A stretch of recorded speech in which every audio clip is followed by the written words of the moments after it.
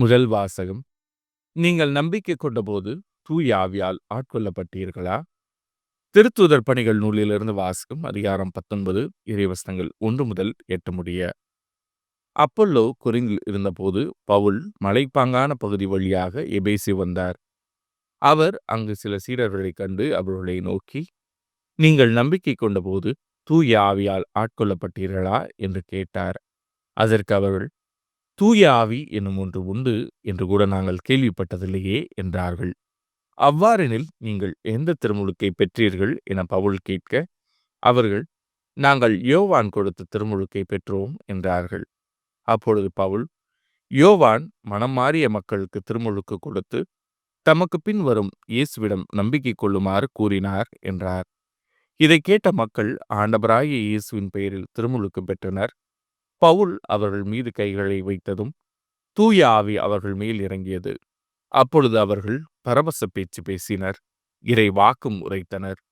அங்கு ஏறக்குறைய 12 பேர் இருந்தனர். பின்பு பவுல் தொழுகை கூடம் சென்றார்.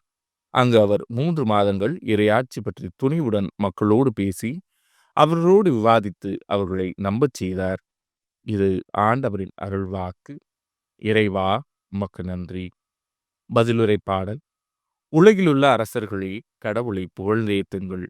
கடவுள் எழுந்தருள்வார், அவருடைய எதிரிகள் சிதறடிக்கப்படுவார்கள். அவரை வெறுப்போர் அவர் முன்னிலையில் நின்று ஓடிப்போவர். புகை அடித்துச் செல்லப்படுவது போல அடித்துச் செல்லப்படுவர். நெருப்பு முன் மெழுகு உருகுவது போல கடவுள் முன் பொல்லார் அழிந்தொழிவர். உலகிலுள்ள அரசர்களே, கடவுளை புகழ்ந்தேத்துங்கள்.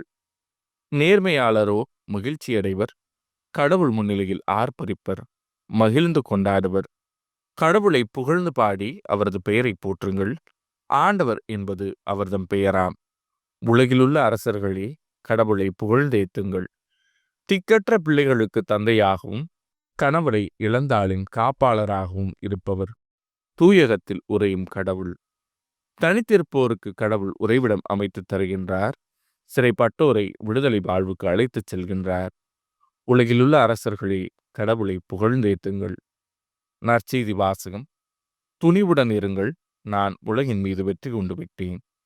யோவான் எழுதிய தூய நற்செய்தியிலிருந்து வாசகம். அதிகாரம் 16 இறைவசனங்கள் 29 முதல் 33 முடிய. அக்காலத்தில் சீடர்கள் இயேசுவிடம், இப்போதுதான் உருவகம் எதுவுமின்றி வெளிப்படையாக பேசுகிறீர். உமக்கு அனைத்தும் தெரியும், யாரும் உம்மிடம் கேள்வி கேட்க தேவையில்லை என்பது எங்களுக்கு இப்போது புரிகிறது. இதிலிருந்து நீர் கடவுளிடமிருந்து வந்தவர் என்பதை நம்புகிறோம் என்றார்கள். இயேசு அவர்களை பார்த்து, இப்போது நம்புகிறீர்களா? இதோ காலம் வருகிறது, ஏன் வந்தே விட்டது. அப்போது நீங்கள் சிதறடிக்கப்பட்டு ஒவ்வொருவரும் அவரவர் வீட்டுக்கு ஓடிப்போவீர்கள். என்னை தனியே விட்டுவிடுவீர்கள். ஆயினும் நான் தனியாயிருப்பதில்லை, தந்தை என்னோடு இருக்கிறார். என் வழியாய் நீங்கள் அமைதி காணும் பொருட்டே நான் இவற்றை உங்களிடம் சொன்னேன். உலகில் உங்களுக்கு துன்பம் உண்டு, எனினும் துணிவுடன் இருங்கள், நான் உலகின் மீது வெற்றி கொண்டு விட்டேன் என்றார். இது ஆண்டவரின் அருள்வாக்கு.